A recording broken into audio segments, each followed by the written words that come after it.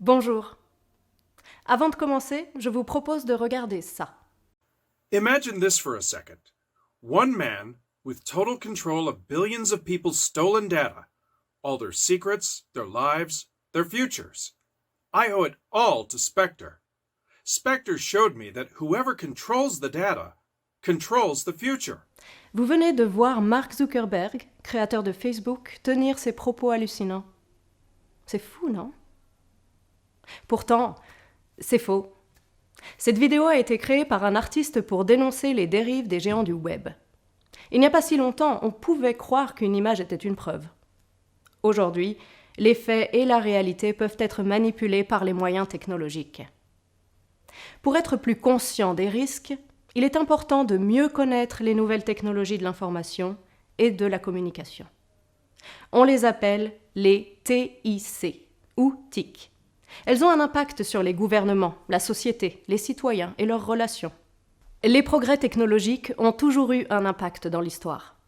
L'invention de la presse, la radiodiffusion, la télévision, et aujourd'hui, l'essor d'Internet, de la téléphonie mobile et des réseaux sociaux. Nous allons aborder 3 points. Quelle est la nouvelle donne ? Quels sont les potentiels et les risques ? Et comment soutenir les médias et les journalistes dans ce nouveau contexte ? 1. Quelle est la nouvelle donne en matière de TIC, les technologies de l'information et de la communication ? Premier constat.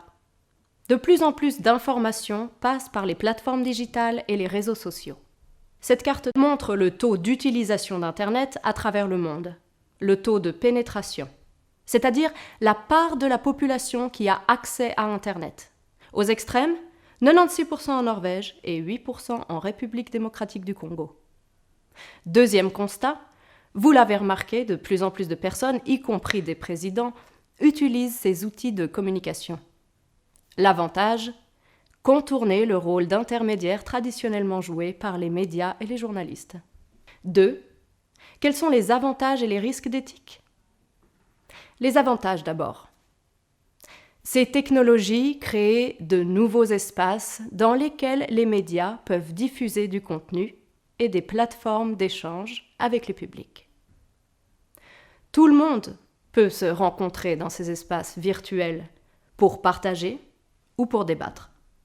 Ça ne coûte pas cher, c'est décentralisé, c'est immédiat et c'est global. Les TIC ont ouvert des espaces alternatifs d'expression, y compris dans des contextes répressifs ou lorsque les médias sont à la solde du pouvoir en place. Les TIC favorisent les actions collectives. Le mouvement #MeToo, par exemple. Se réunir, créer une communauté d'opinion, se mobiliser devient plus facile. Prendre la parole également. Les manifestations du printemps arabe, où la mobilisation a d'abord eu lieu sur le web, sont un exemple de ce potentiel. Ces actions collectives en ligne sont un moyen d'exiger plus de transparence et demander des comptes à ceux qui sont au pouvoir. Et ce sont des initiatives que les médias peuvent ensuite couvrir et analyser. Les journalistes d'investigation peuvent aussi utiliser les TIC pour collaborer, collecter des informations puis relayer leur production à travers d'autres canaux, comme les médias sociaux, et ainsi toucher plus de citoyens. Autre exemple du potentiel des TIC, la plateforme Ushahidi.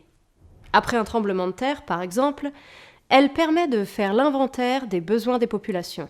L'inconvénient, ceux qui ne sont pas connectés ne sont pas suffisamment pris en compte.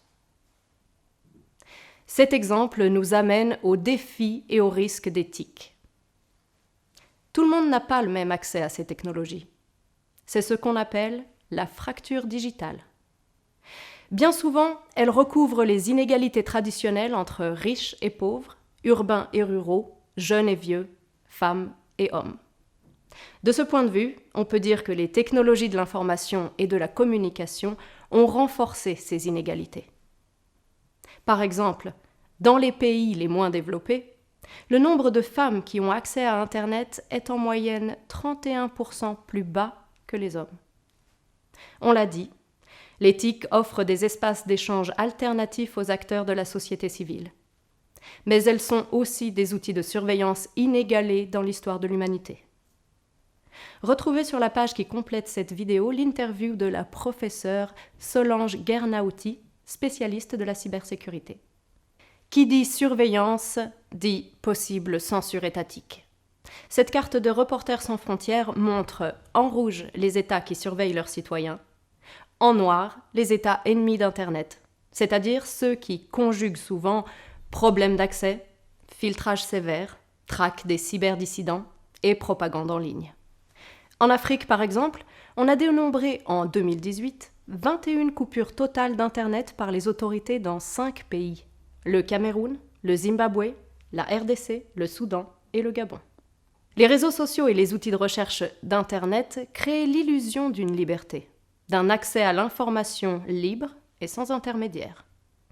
En réalité, les TIC sont de mieux en mieux utilisés par ceux qui cherchent à manipuler les comportements des consommateurs et des citoyens.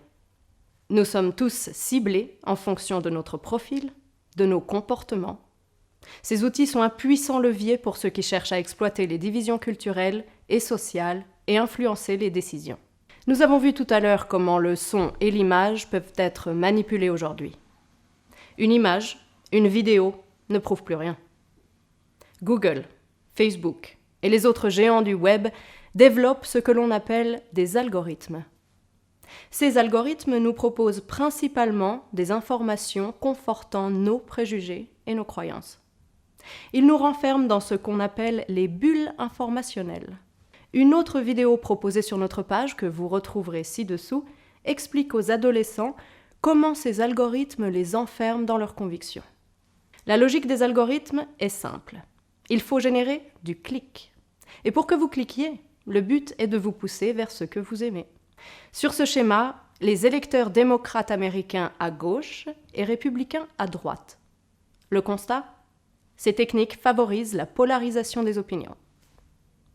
On le voit, ceux qui se font voir et entendre le plus sur les réseaux sociaux sont les profils les plus extrêmes. Cette polarisation se traduit aussi dans les médias. Premier exemple. Cette étude du MIT et Harvard montre comment le paysage médiatique aux États-Unis se polarise entre un bloc centriste et libéral d'un côté et un bloc conservateur de l'autre. Deuxième exemple. Cambridge Analytica, à l'origine d'un immense scandale dans le contexte du Brexit.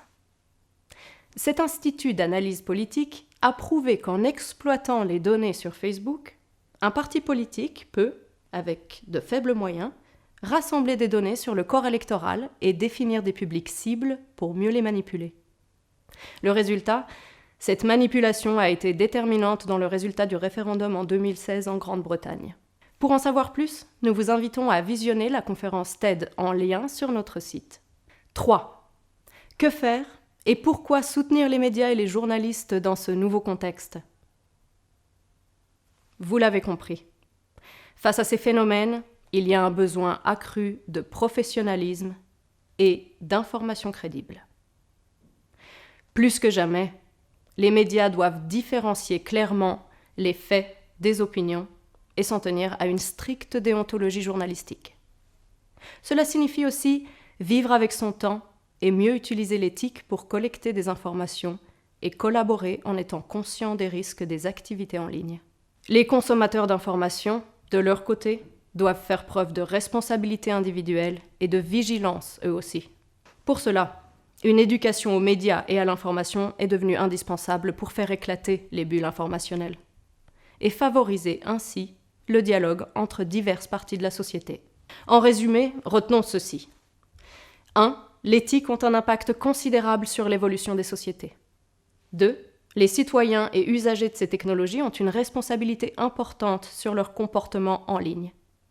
3. Les médias traditionnels et le journalisme doivent plus que jamais faire valoir les vertus du professionnalisme et la déontologie. Il faut donc aujourd'hui permettre aux journalistes de faire correctement leur travail et promouvoir l'éducation aux médias.